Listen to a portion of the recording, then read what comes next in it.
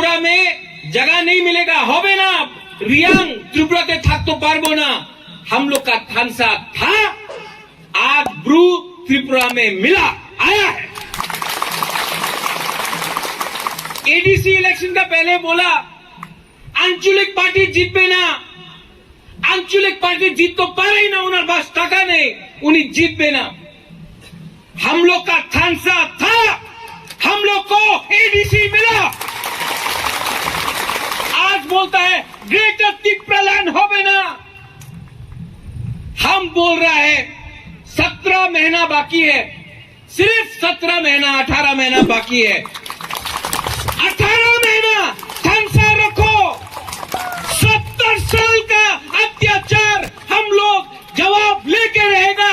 Greater Tripura land हम लोग लेके रहेगा। और बुबागरा आपको यहां से मुंगिया कामी का हाथ से बोल रहा है, बुबागरा को मुख्यमंत्री नहीं, रंग नहीं, पद नहीं, लाल बत्ती नहीं, अपना त्रिपुरा के लिए अपना संवैधानिक, हमको अपना अधिकार चाहिए, आपका थानसा चाहिए, बस आपका थानसा चाहिए।